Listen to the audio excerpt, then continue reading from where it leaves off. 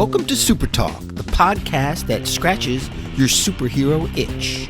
Just two suburban dads nerding out over superhero stuff on the small screen and the big. Buckle up, people. Enjoy the ride.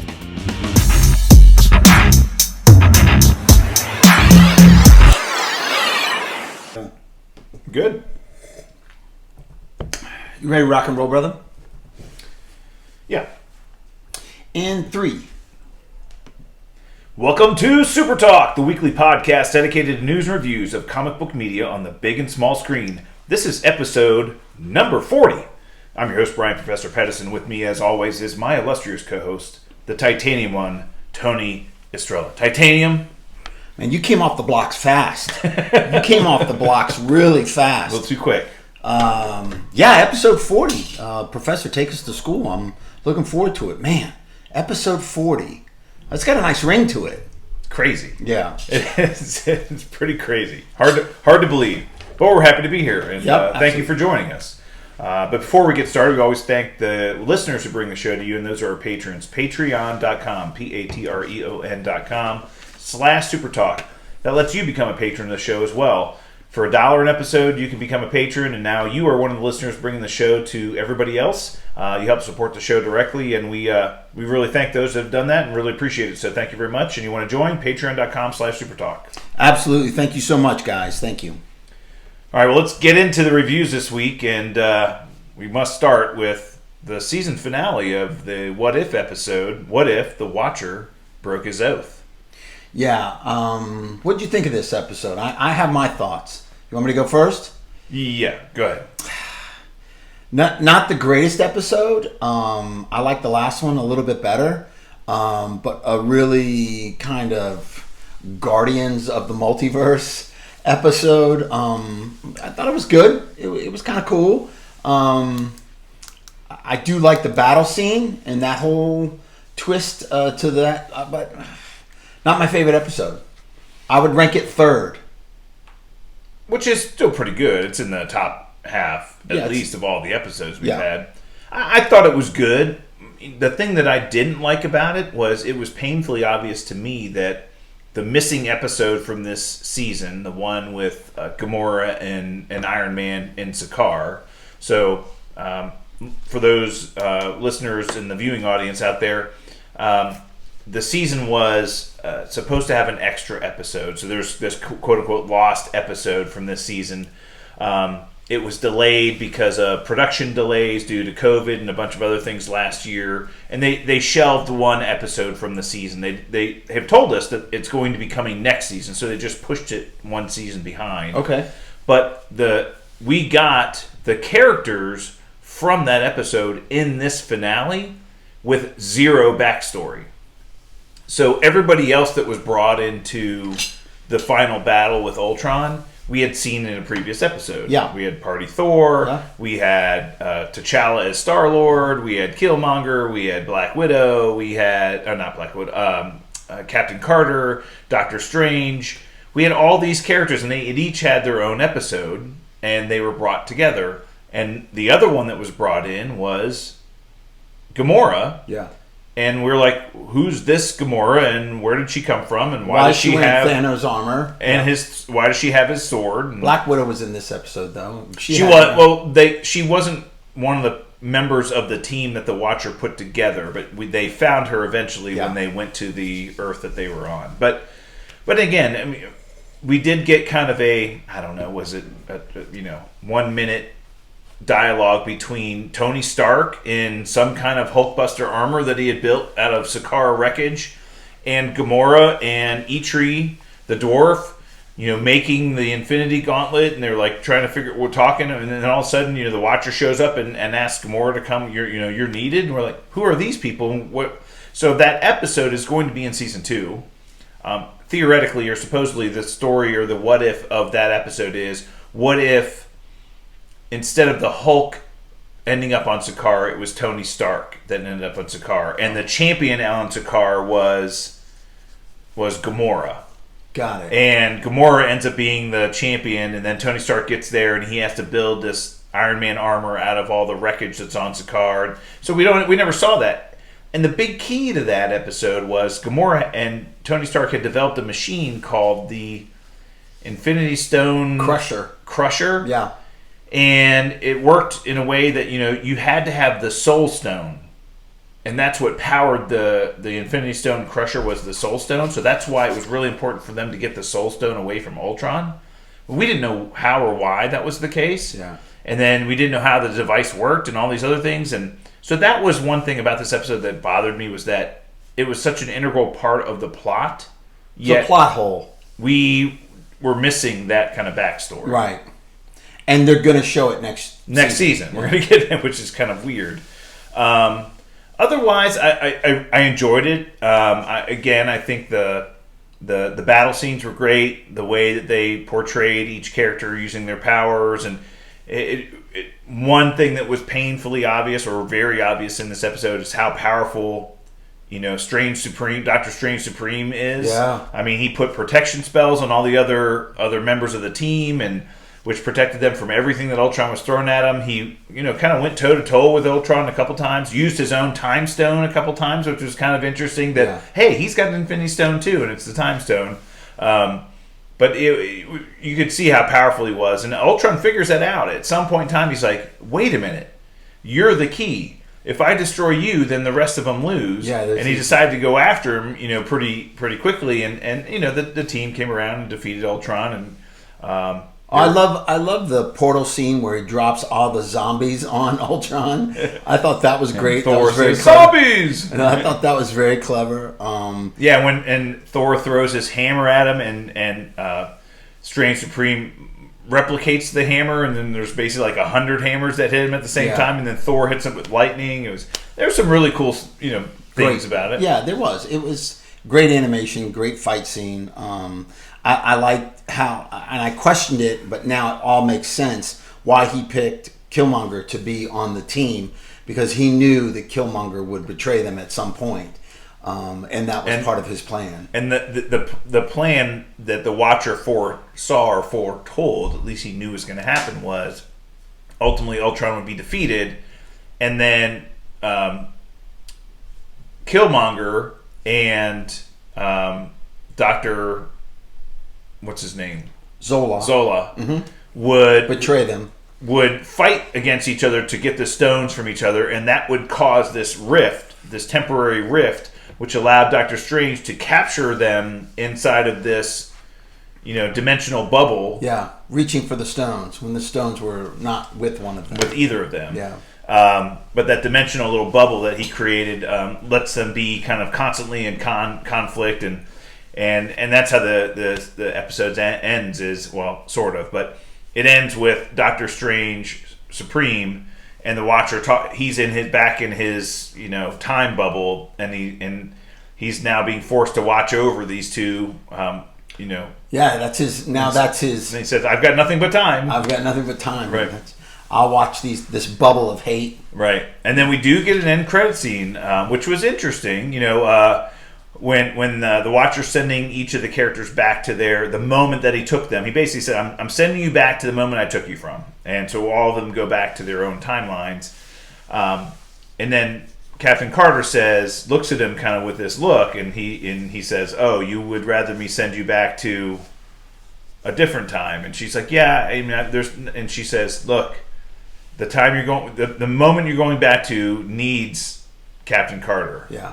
And she goes back to... And he says something like, trust me. Yeah. Yeah. And she goes back to the moment she was taken, which is the moment from the Winter Soldier movie when they're on the Ameria Star, and she's fighting against Batroc, and Black Widow's like, oh, I know what they were stealing, and they find it's the Hydra Crusher armor, and she says, and somebody's inside, and lo and behold, we're going to get Steve Rogers back then. Yeah. So, or as the new Winter Soldier, I guess, right? And he sends Natasha back to a different time where Black Widow. They don't have their widow, but he sends. Well, that was the timeline from Episode 3, where all the Avengers were killed by Ant-Man. So that was all of them were killed by Ant-Man, and we see her go back, and the only Avengers that are alive. Captain Marvel had been called by Agent Fury, and they had just thawed Steve Rogers, Captain America. Yeah. And so only the two of them were the only Avengers we saw there. And then she shows up, and Nick Fury's like, I don't think you're my Natasha, but she's like, no, but I'm here anyway, right? Yeah, so that was kind of cool. I like that. Yeah, that was really, really nice. I thought it was good. It was good. Number 3 for me, but I thought it was good. So I can't wait for season 2. Yeah, so we know a season 2 is coming. Yeah. That's the exciting thing. We know they are already doing a season 2. It's been announced that they are doing a season 2. They are setting up, they've put some plot points in here with, the Winter Soldier being Steve Rogers captured in the Hydra Crusher suit. We still have this kind of, potential, situation with Strange Supreme. So we'll see where they draw. And from what we've been told, they're going to use some of the movies that are out now, like Shang-Chi and the Eternals, and some other movies that are going to be coming out. To incorporate them into the what if scenarios. Yeah, I like that. That's cool. Yeah. So I think it's going to be good, and they have said some of these characters are returning, like Captain Carter, and they also said it's possible that we'll see Captain Carter in other things. She'll be like on a Disney Plus series, or potentially cameo in a Marvel movie. Now the big rumor is that Haley Atwell will play the Captain Carter role in Doctor Strange in the Multiverse of Madness as they're kind of traversing multiverses, that she'll show up eventually in that movie as that character, which would be really cool. That would be neat. Yeah. Yeah, that would tie it all in. Yeah. I wonder what the audience, what you guys would like to see in a What If episode. Shoot us a DM or write it in the comments. It'd be kind of cool. We'll talk about it again, especially when the new season comes out. Yeah, so, absolutely. Very cool. See if you're close. Yep. So another episode that we got this week was the Titans season 3, episode 10. Mm-hmm. Think plot's moving forward now. I mean, there's some serious stuff going on, and this is the what we ended the prior episode. The entire city is now under, or a large portion of the city is under the influence of this, hallucinogenic drug that the Scarecrow had dropped into the water supply, and so there's a lot of people that are basically freaking out. Nightwing and Connor are trapped in some factory somewhere. Yeah. They're trying to gain like a little stronghold, some factory, using a 2-way radio to kind of trying to connect. And then they can't go back to Wayne Manor because too many people know who they are and where to find them, especially Scarecrow, and so they're like, hey, we're not going back there. He's already taken over Wayne Manor. And Scarecrow has taken over Wayne Manor, basically. Yeah. So he's living there with Robin. Well, it's Red Hood, actually, right? So Jason Todd is there with him, and they've taken Dr. Crane is one of my favorite characters. Like he's doing a good job. He's great. He shaves. He gets nice, clean shaven, and he's really enjoying the whole in the Batcave and that whole Bruce Wayne lifestyle. And then he asked the Bat computer, pull up all the records on me. And Batman basically says the same thing his mother did about his psychosis, his psychoticness, and he's using these people. His biggest deal that he does is he uses other people to do his dirty work. It's his biggest weakness is that he never does anything himself. He's just manipulates others to do his dirty work. Minions to do his other dirty work. Yeah, so finds it offensive. Yeah, he gets angry about it. But I think it was a great episode. A couple of things bothered me, and a couple of things I really liked. The backstory on Starfire and how we find out how she got her powers, and how her original powers showed up without the stolen powers. And so that was very interesting, right? The powers that we had seen from her in the show thus far, shooting fire and being able to light things on fire, we find out were powers that were stolen from her sister, because she was not born with powers, and her parents, she's the heir apparent. And then when her sister was born, they found out that she had them, and they were like, well, you can transfer them to her. And she was offended by that. Well, then we see during the episode, there's a conflict between a young woman that she meets and her baby, and some guy comes to try to shoot her, and it was kind of weird. But anyway, her powers like manifest themselves, and she glows green, has this green kind of power. We're not really sure what it is quite yet. She starts to grow blue, and then she gets shot, and she heals herself, and she goes into another trance, and that's when we get that dream sequence. But still, no information on why she was dreaming about this lady and her kid. No information about her weird dreams. This just kind of manifested itself. Why the kid? Why is she? I don't know. So those some of the things that bother me. But I like the whole. Like, we're starting to know more now. The story's going forward. We're starting to know more, and I thought that was cool. No Blackfire in this.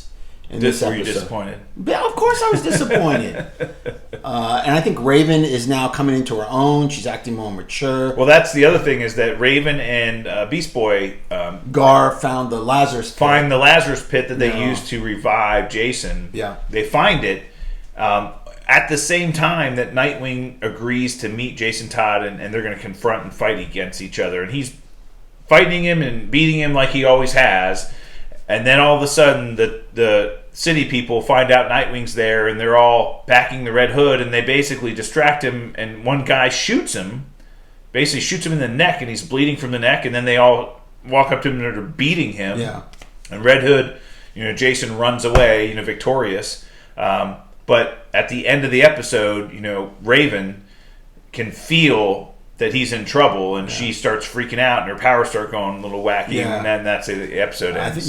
Maybe she's using the Lazarus pit as like an antenna to kind of reach out and feel where the other Titans are. I don't know. That's just a theory, but yeah, that was one of the things that bothered me too, is that he sidelines Connor. He finds, I guess, some kryptonite dust in a vault in Wayne headquarters. Yeah. Wayne Corporation headquarters. Yeah, and he knocks Connor out, and he knocks Crypto out, and I'm like, why wouldn't you bring him to the fight? I mean, he couldn't do any harm. Connor looks at him and is like, I'm bigger, and I'm stronger, and I'm faster than you. You can't keep me from coming to help you. And he blows this green dust on him. Idiot. Why? I mean, that's what I'm saying about him, is that Nightwing, he's making decisions based on his personal belief and his emotion. The only thing he did as a team was like, it's not my decision. Let's vote as a team. Should we turn ourselves in? This might, be the only way. And that was the only time that he worked as a team as far as this series is concerned. So I don't know. I didn't like that part of it. But I like where the story is going, and I like how Gotham is in absolute dismay. It's just crazy. Well, that was the other one little kind of minor plot point in the episode was Wonder Girl ends up finding what's his name, the new Robin, Tim Drake, ends up finding him, and they recognize each other because they were in limbo together, and so they find each other, and she goes back with Tim to his family. Tim's got some underground lair with all these computers and everything. I love it. I like Tim Drake. He's one of my favorite characters in this. I love the storyline with him. But they discover that the police are basically keeping an eye on everybody that could be a problem because they're all under the I guess being paid by Scarecrow and the Red Hood, and they're trying to figure out how they're gonna get out of where they are and help people. So that's interesting. And again, the one big other thing that happened in the episode was Scarecrow ends up killing this pizza delivery kid pretty badly, and then he cuts himself up. He says, time for masks are over, and he basically slices the crap out of his own face to make himself look like the Scarecrow without the mask on. Yeah, it's crazy. That was insane. Bizarre. And why did he butcher the pizza guy? I don't know. And why is Tim Drake healing? That's another question that I had. Like, his gunshot wound was almost completely healed. So does he have some kind of healing powers now that he's been in purgatory and now he's back and went through the portal? I don't know. But I like where the story's going. I do. I like this show a lot. Yeah, it's moving forward, and we're I think getting into the meat of it. So that's episode 10. I think we have 3 episodes left of the season, so I think we're going to get to the end of it here pretty quickly. All right, well, let's move into the news section this week. We got lots of stuff hitting this week. So big announcement. Obviously, we've talked about this a couple times the last 2 weeks. DC Fandome this Saturday. Yeah. I think it's like 8 a.m. Pacific to like 5 p.m. Pacific or something like that. It's pretty much the bulk of the day on Saturday. It's a long deal. Yeah. All online, all virtual. All virtual. So you can go to, I think it's dcfandome.com. You can go there, register. But you can watch the entire thing online all day long. They're going to have panels and discussions and all kinds of stuff. And again, most of it. Look, we're going to tell you about everything that was on there on next week's episode. It's right, and you'll be able to see the highlights of what was there as well. But the things we're looking forward to, from what we understand, there's going to be a brand new trailer for Matt Reeves' The Batman movie. We've seen kind of a teaser trailer already, and that teaser trailer was done very early on in production. So we should be getting a brand new trailer, more of a full trailer for that movie, which I believe comes out early next year. And we're going to be getting that this Saturday. And then we're going to be getting at least some clips from some of the other movies that are in production. We're going to get a clip from the from the Flash movie. We'll get a clip from the Shazam, Fear of the Gods movie. We'll get a clip from Black Adam. We'll get some clips and seeing these characters in their costumes, in the production scenes. Maybe not full trailers, but at least we'll get some behind-the-scenes clips. No, I agree with you. We won't get trailers. I don't even think we'll get teasers. But I do think we'll get clips from all of these movies. And there'll be announcing things about the TV slate on both the CW and HBO Max, what they're doing with future projects there. We know there are some projects coming to HBO Max that are in pre-production right now that they're planning. And so we'll hear about all of that. I think we're going to get an idea of where DC's going. One of the big things we want to hear about is there's this rumored Green Lantern Corps show, that a TV series that's supposed to be coming to HBO Max, and I'd like to hear, what are the plans? Have they, decided who's going to be in the show? Have they casted it? When are they going to start filming it? Because that's the next big series I think everybody's looking forward to. Yeah, I think they're going to talk a little bit about some of their animated stuff that's coming out, like Super Pets. Yeah. Oh, I'm really looking forward to that. Yeah. Titanium. You pulled that one out? I'm not looking forward to it. I think they're going to talk about a lot of stuff, but again, exactly what you said. I think we're looking forward to a couple of the clips. I'm really looking forward to anything from the new Flash movie, anything from Black Adam. I've kind of seen the Batman. I could see more or go without. I'm pretty satisfied. I know that's going to be a kick-ass movie. I don't need to see much more of it, and I don't want to see much more of it. I don't want them to ruin it for me. I don't think we're going to see anything about Aquaman 2. I don't even think that's in post-production or pre-production. I'm sorry, pre-production. I don't think we'll see anything about Aquaman 2. Maybe some costume, some concept art, maybe. But yeah, that'll be cool. I don't think I'm going to sit and watch hours of this, but I will be popping in and out of rooms. For sure. Yeah, that's not something I'm going to sit down and watch for 12 hours during the day. No. We will let you know. We'll break it all down, and we'll come back with a synopsis and the cliff notes of what's good. Yeah. And we got another big announcement this week. James Gunn came out and officially confirmed on his Twitter account that they have cast the role of Adam Warlock, and it is Will Poulter. I was a little, when you sent this to me, Titanium, I was very disappointed because I was going to surprise you with it. I'd kind of read this earlier in the week on another website, the rumor mill, on one of the comic insider websites. They talked about the fact that this guy has been cast as Adam Warlock for a couple of years now. He was cast 2 years ago. They've kept it quiet. Wow. And somehow it just kind of, somebody figured it out, or it got out that he had been cast, and that's what James Gunn was responding to, were all the rumors online that they had already cast this role, and it was Will Poulter. So I was going to break the news, I've got this rumor, and all of a sudden you're like, oh yeah, James Gunn comes out and confirms it's him. So supposedly, theoretically, this is what's happened. He was cast at the end of Guardians 2, so almost 2 years ago, wow. 2.5 years ago. He was cast in that role. When James Gunn had submitted the script for Guardians 3, they had already cast him.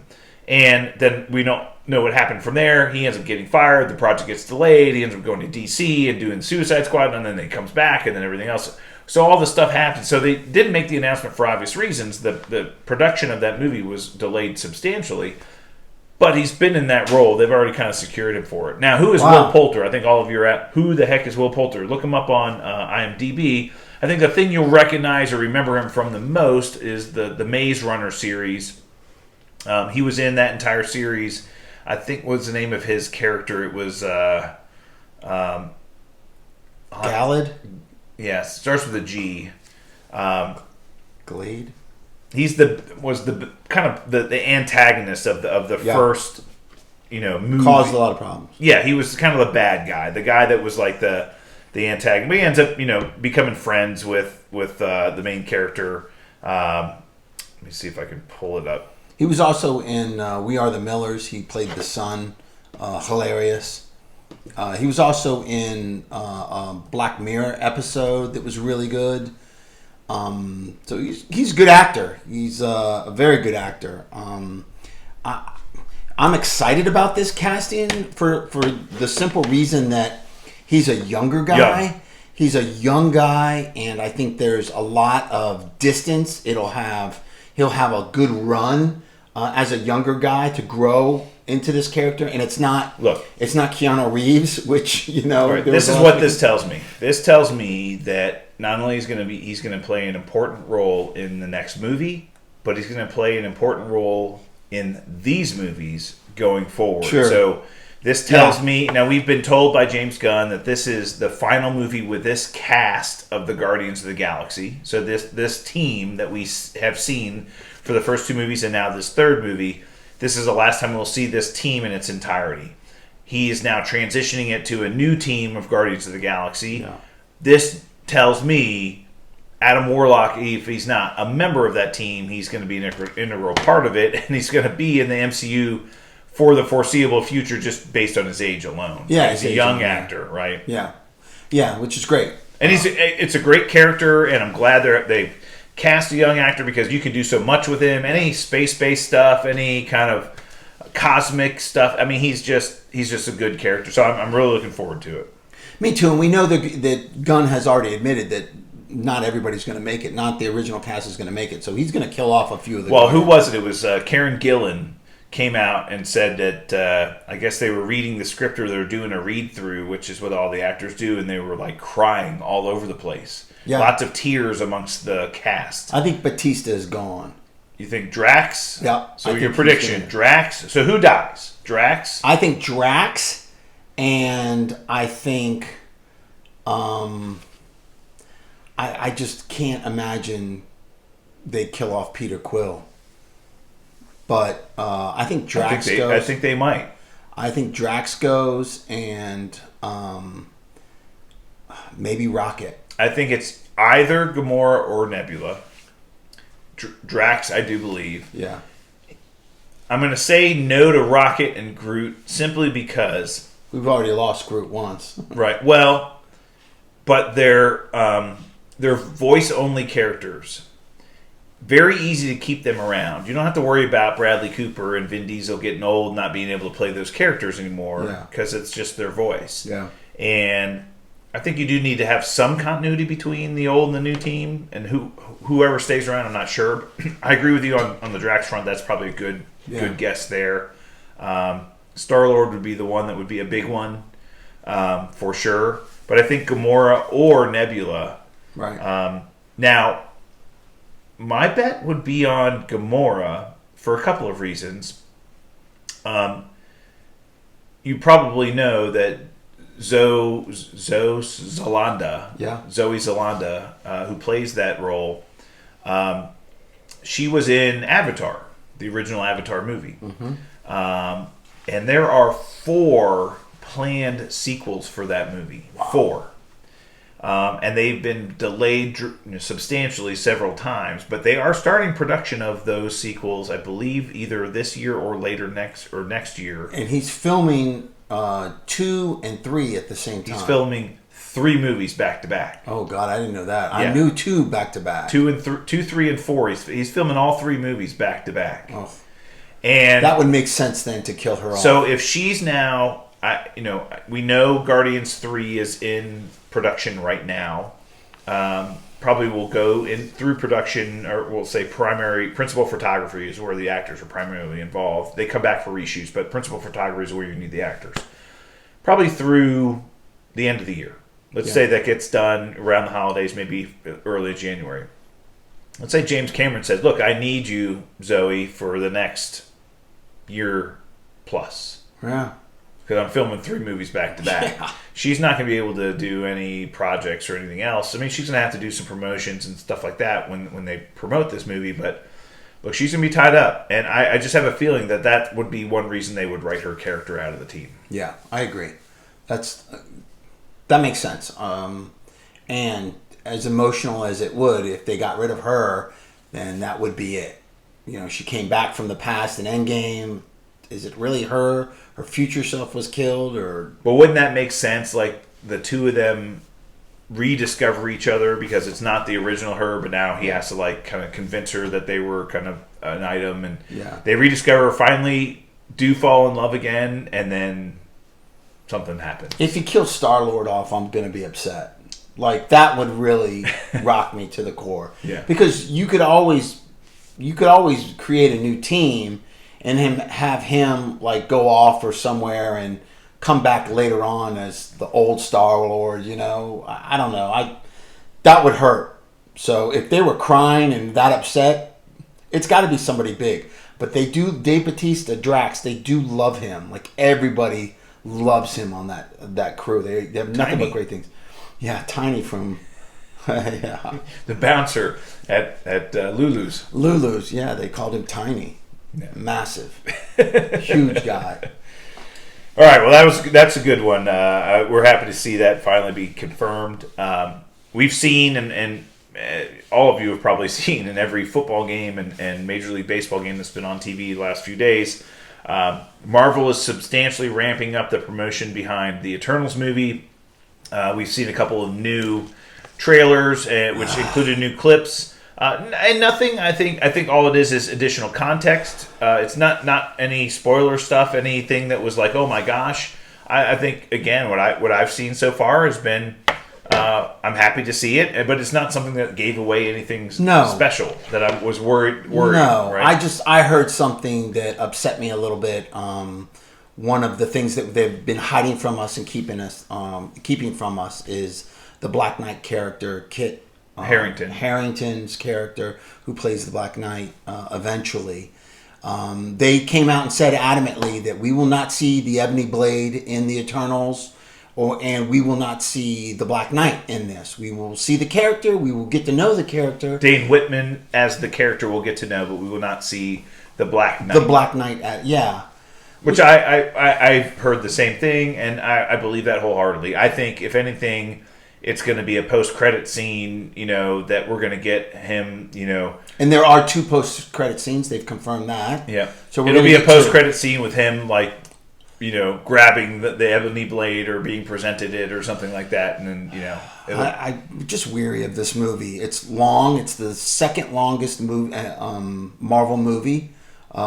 It's very long. It's close to 3 hours? Yes. Wow. It's the second longest behind Endgame. Endgame was the longest, I believe. Yeah, and it's just, I don't know. I'm very weary of it. And Feige came out again and said that this will change the trajectory of the MCU. The Eternals will change the trajectory of the MCU. It will start it anew, and it will reset the clock, he said. So I don't know what that means. Well, it'll be interesting to see what they do. So next week, I believe, is next. So this Friday is now going to be the 15th. And that would be then 3 weeks from release. Yep. So a week from this Friday, if we start hearing things about, like, screenings for, you know, industry insiders and the press and things like that.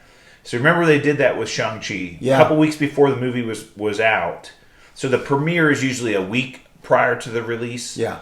But they did screenings for people like 2 weeks prior. Yeah. And they allowed people to go online and say, here's kind of my first impressions. I'm not going to give you any spoilers, but they allowed people to do that. And we said with Shang-Chi, what that tells us is the movie was awesome. Yeah. And they wanted people to get out and start hyping it up and talking about it because how good it was. Well, they knew they had lightning in a bottle. Yes. Right. And so they wanted that to happen. Well, so we'll see in a week and a half from now if they're doing screenings and they're allowing people to talk openly online about how much they liked or, what they thought of the project. That tells me they think the movie's pretty good. If that doesn't happen and they think they keep things under wraps, that tells me they're not as confident, I believe, just personally. That's interesting. That's an interesting theory. As long as it is, from the hype that it's getting, I hope it's good. I'm still weary of it. I think it's going to be visually, I've said this 100 times, visually I think it's going to be spectacular. But I'm weary of the storyline. And I was looking forward to the Black Knight and finding out. 3-hour movie, you kind of figured they had time to develop this character within that movie as a second story behind the story that was going on. But apparently they're not doing that. So, I don't know. I'm weary of it. That's all. Leery or weary? Weary, leery, and a little bit, A little bit of both. A little bit unexcited. All right. Well, we've got time. So, we'll again, they're ramping it up. We're going to, and Titanium and I are hoping that we're included in those pre-screenings. We'd love to. We're going to do everything that we can to be there. So, I hope so, because we're not around that weekend. We're not. The weekend it comes out, we are not available. We are not available. It will be a late review for us. All right. Well, we did get a new announcement this past week as well that Marvel came out officially and said they're developing a Disney Plus series for the Agatha Harkness character. So great freaking announcement from Marvel. That's how popular that character was on WandaVision. That was a home run. The casting was a home run. The character was a home run. Mm-hmm. Devious, funny, evil. Great power set. I would love them to develop her like a Loki. Catherine Hahn is the actress. Yep. Awesome. I just a great casting. I could not be happier for her. And that excited me. I sent that to you immediately as soon as we heard about that. That's going to be cool. Well, look, we've been told that it's highly likely that she's going to make some kind of appearance in the Doctor Strange Multiverse of Madness movie. Some kind of appearance, if not a cameo or something. Or it could be a big role. We don't know because we know where WandaVision left off. We know that was feeding directly into Doctor Strange. And she was a big part of that. And so I believe she's going to be in that movie. But for them to develop an entire Disney Plus series around her character, that's awesome. Not only for Catherine Hahn, but it just shows you how popular she was and how well she did. And she deserves it. Again, we've said this. These guys, when Anthony Mackie got the Captain America role and has his own movie, it's like, dude, he earned it. He killed it on that TV show. Yeah, no question. Catherine Hahn killed it on her TV show. She earned it. Yeah. And they'll probably go into her backstory about her being in the Salem witch trials and all that other stuff. And they'll probably go into her, what happens after WandaVision and everything else.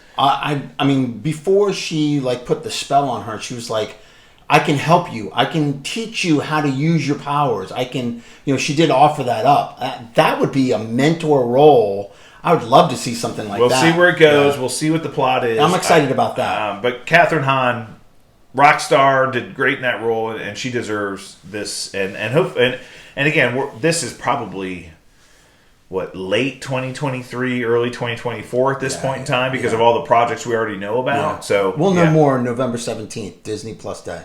Yes. Yeah. I'm sure they'll make some kind of formal announcement then, right? All right. And then we another rumor I heard is that so we know the Fantastic Four movie is in pre-production. We do know that that's on the slate for July of 2023.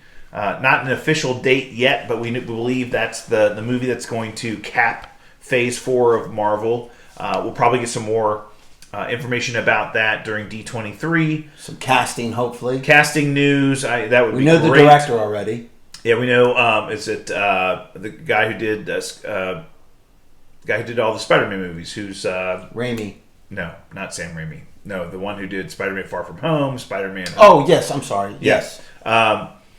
So he's the director of that movie, but we do know that we haven't heard anything about casting. But here's something that I heard is that Marvel has asked Chris Evans to come back and reprise his role as Captain America for the Fantastic Four movie. So this tells me one of two things. One, either they're bringing back Old Man Cap, which is fine. That would be fine. Mm-hmm. Okay, I'm cool with that. Yeah. Right? Where's he been? What's he been up to? Why haven't we seen him? Or they bring back the original Captain America, and we find out that the Fantastic Four has been around for a while, and he's kind of been involved with them, and we just didn't know it, type of thing. Or what's your theory? Another multiverse. Potentially, they come from another multiverse. Right? Potentially, yeah. So we know nothing. We know, I think, what Titanium reported a few weeks ago. We heard they're looking to cast a multi-generational, multicultural cast for the Fantastic Four. So they're looking for diversity along the cast, as well as, to represent multiple, younger and older actors at the same time. All for it. Yeah. All for it. Yep. So we'll see what they do. Just don't make the thing... Just do it well. Yeah. Something weird, I don't know. And Mr. Fantastic should be a guy. Mr. Fantastic. Sue Storm should be Sue Storm, Don't gender swap on me. Oh. But anything else, I'm all right with. If they gender swap, I'm out. I'm out too. I'm out. If the I'm out. The thing is a dog. I think that will get too much backlash. They could have an African American Mr. Fantastic and pull it off. They could do it. Love to see it. They tried to do it with Michael B. Jordan with Johnny Storm. Of course, that was Fox. They missed completely. Not Michael B. Jordan's fault. It was the Fox movie fault. They do an African American Reed Richards. I'm all for it. Just do it well. Do it well. Doesn't bother me at all. But just don't gender swap. Yeah. Don't gender swap the Thing or Sue Storm. It's Ms. Fantastic and the Invisible Man. No, thank you. No. I'm out. All right. Well, let's get to our topic of the week this week, and that's brought to you by our friends over at Studio GG Studios. How are the man band Corn on the Cob? Corn on the Cob, man. And we got a new song/video coming about Buffalo Tim.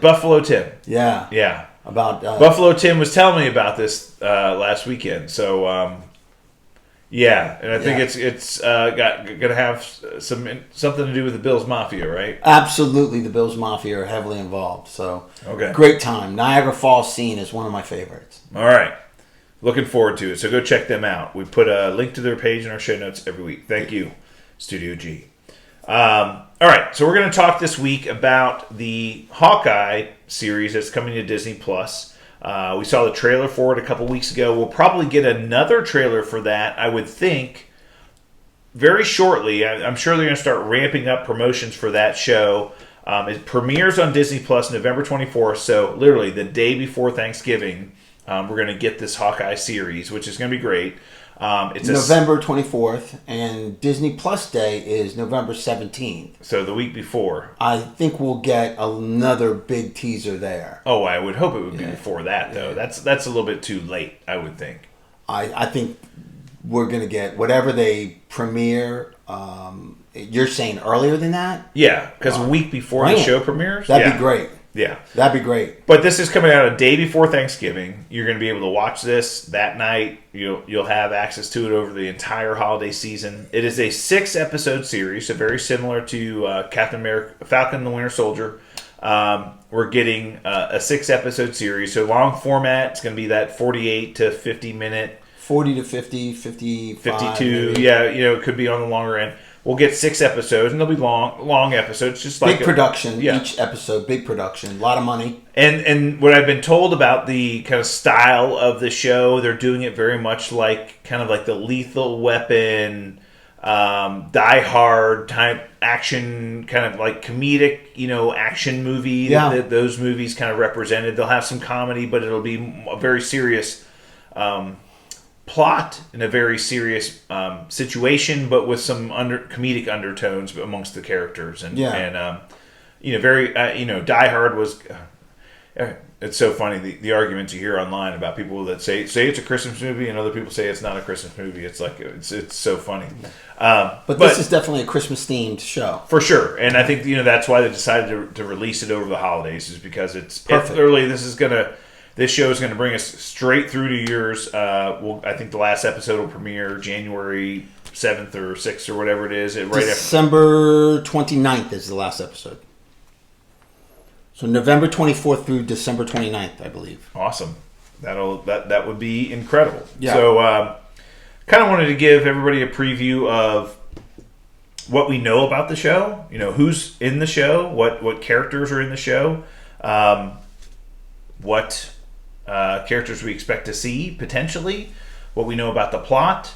Some backstory on some of the characters a little bit, and we kind of learn a little bit more about them. So we'll kind of get into Hawkeye and Kate Bishop a little bit. So that's the main cast. Jeremy Renner as Clint Barton, Hawkeye, the Hawkeye that we know from the MCU. Main star. Haley Steinfeld is playing Kate Bishop, who in the comic books takes on the mantle of Hawkeye eventually. And becomes a member of the Young Avengers and a bunch of other things in the comic books. I think we're going to see like a mentor here for Clint Barton and Kate Bishop at first, so I think that's going to be part of it. And Vera Farmiga plays Eleanor Bishop, Kate Bishop's mother, which is interesting, and I'll kind of talk through that a little bit when we get into Kate Bishop's backstory. Why that character being in the show is kind of interesting. They may be doing some gender swapping there from a backstory perspective. Oh, really? Yeah. Because in the comics, isn't she a evil character? No. Her mother? Yeah. No. Her dad is. Okay. So that's the kind of the gender swap. Yeah. I think what they're doing... So I'll give you a little backstory about Kate Bishop. She... grew up in a family, and her mother and father were somewhat estranged. And her dad was in, I want to say, he was like kind of in publishing. He was a big magnet in the publishing world, whether it was newspapers or magazines, I can't remember. But he had a lot of money. The family had a lot of money. And Kate Bishop was always like wondering where all this money came from. Knowing that her father was in publishing, it's like, well, I didn't know publishing was that lucrative. Come to find out, her dad was kind of involved with the mob, or the mafia, and which is where some of this money, or a lot of this money, came from. And ultimately, she ended up following him one night, getting captured, and she was rescued by the Avengers. The Avengers had been watching this group that her father went to meet. And she gets captured by that group, spying on her father. But the Avengers come and save her, and she was enamored with Hawkeye because it's the Avengers. But she's like, wow, there's this guy who he doesn't have any superpowers, he doesn't have any super abilities, he's not super strong or can fly, can't do it. He's just a regular guy, but he's really, really good at what he does. And she kind of like had this admiration for him. She's like, he's now like. I used to admire my father, but now I admire Hawkeye, right? So that's who I'm going to try to emulate and be like. A few years later, she's walking through Central Park after going to, I think it was her sister's like rehearsal dinner or something to do with her sister's wedding, and she gets sexually assaulted in Central Park. And at that point in time, she makes a decision like, I'm never going to be a victim again. And I'm going to dedicate myself to learning how to defend myself. Yeah. And so she literally spends every waking hour learning martial arts and archery and swordsmanship and how to use weapons. And she really dedicates herself to becoming very and highly skilled. And she has this aptitude for it. She picks it up very quickly. She's really good at it. But that's what she starts to do. Well, then funny enough, at her sister's wedding... there's an attack, and it has something to do with the fact that her father's involved with the mob and everything else. And the Young Avengers come to thwart this attack, and they get defeated. And Kate Bishop actually saves them she steals some throwing stars from one of the Avengers costumes, and she ends up saving the Young Avengers, and they escape together. And then she ends up tracking down the Young Avengers very shortly thereafter and says, I want in. Yeah. I think I've earned my place. I want in. I want to be part of it. And then Kate Bishop ends up becoming part of the Young Avengers, and then lots of things end up happening from there. She ends up meeting Hawkeye later on down the road as a member of the Young Avengers when he had given up the Hawkeye mantle to become Ronin. And that was right after Civil War. Captain America died, and there was this big argument between Iron Man and Hawkeye. Hawkeye wanted to take on the Captain America persona. He wanted to take on the costume. Iron Man wanted to give it to Bucky. Eventually, it ended up going to Falcon. It's a long story, but we talked about it before. Yeah, Captain America. Kate Bishop did not want Hawkeye to take on the Captain America persona in the costume. She's like, because you're good enough who you are. You don't need to be Captain America. And he ends up bestowing the Hawkeye mantle on her and says, I'm done with it. You can have it. So he ends up, kind of anointing her as the next Hawkeye. But this entire television series, I believe, is going to be based on a run in the comic books that was by a writer named Matt Fraction. Wrote a series, a Hawkeye series that was it's Hawkeye Volume 4. Was in the comics between 2012 and 2015, about a 3-year run in the comics. And Matt Fraction wrote the entire run. And it was literally Hawkeye and Kate Bishop together, kind of that mentor-mentee role of them fighting crime. The series is definitely based on that. Yeah, fighting crime and going through, and this is where you got the tracksuit mafia. And there was like a circus that they had fought against people that were criminals inside of a circus and a bunch of other things. But the Matt Fraction series is what I think this Disney Plus series is being based on. And it's really where the relationship between the two of them, kind of the foundation of that. And we saw some other scenes where there's a dog. There's Lucky the pizza dog's in that comic book, and we saw him in the trailer, so we kind of figured that's where it's coming from. But that's what this is being based on, and it's a really good series. The story within the story is obviously Echo. Yeah, and that's character Echo. And again, there's we talked about the main cast, but we do have some people that we know or highly suspect will be part of this series as well. We do know that there is an actress playing a character called Echo in the show. And we talked about that last week. She's Alakwa Cox is the actress's name. Yeah, and she is a deaf actress. Yep. Maya Lopez she plays. Highly attractive deaf actress, but she's in this show as the Echo character. And again, Echo has very similar powers to Taskmaster. Taskmaster can mirror, the abilities of somebody by just watching them. We believe Vincent D'Onofrio is going to be in this show as the Kingpin. That's a rumor. Again, it's a rumor. I'd love it for it to be true. Suspect, I want it to be true. But I do believe it's going to happen. We know for a fact that Florence Pugh will be in this. Highly suspect. We know from the end credit scene for Black Widow, we assume that's going to happen. We don't know that. There's no confirmation of that. She's listed as a cast member. On IMDb? On a lot of things. Okay. Well, I think she's going to be in it. It makes sense. It would make sense. And so we expect to see her at some point in time, maybe near the tail end of this series. But those are the people we want to see in this. Again, I think it's going to be great. Perfect timing from a holiday perspective. I think we also know that Jeremy Renner's family or Clint Barton's family is going to be in, all of his kids.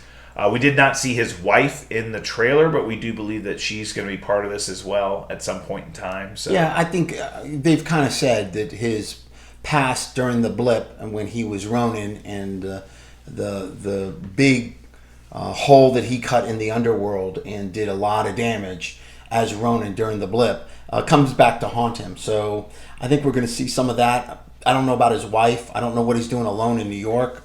It'll be interesting, but yeah, I think it's going to be one of Marvel's ground-based series, and I mean, I'm really looking forward to it. I can't wait. I hope two things. I hope we develop the character Echo Smart. Well, they have to. They're going to. We've talked about this last week. They've already announced she's going to have her own Disney Plus series. So I hope they do her that's right. an important Yes. character for them to develop in this show, for sure. And number two, I hope it leads into kind of the creation of the Young Avengers. And I think that if you're looking for anybody to kind of be a lead character or somebody that can carry a team of Young Avengers, Haley Steinfeld as an actress, as somebody very popular, well-established, well-known, I mean, that's like a no-brainer. Right? No-brainer. You can cast a bunch of secondary people as supporting characters in the Young Avengers if you have let's say Haley Steinfeld and a Tom Holland, leading the Young Avengers. Who knows? But, I mean, and potentially, there's lots of other things people you could put in that team, right? And Stature from Ant-Man Quantumania and the Patriot from, Falcon and Winter Soldier. There's Eli Bradley. Yeah, I think they've already established him, and I think he will come back. I don't know. I'm excited about this. I'm looking forward to Hawkeye a little bit more than the Eternals right now. But I'll see. Hopefully, my mind. Well, we'll get a little break. So we have a little break for the next couple weeks. We're gonna get the Eternals movie out in the first week in November. Then we'll have another break for a couple weeks before we get the Hawkeye series. Yeah. So from a Marvel perspective, hey, look, we hope that we know and we think there's a bunch of other things coming out between now and then as well, which we're looking forward to, and we'll review it all. That's what we do here at SuperTalk. So we'll announce it. Yeah. Very good. Hey, Professor. Let's ring that bell. School's over. Let's do it. Well, that's it for us this week. We'll be back next week for more Super Talk. To get in touch with us on social media, hit us up via email, supertalkpodcast@outlook.com or at supertalkpod on Twitter. Until then, stay super, everyone. And we be out. Dum, dum, dum, dum, dum, dum, dum, dum, dum.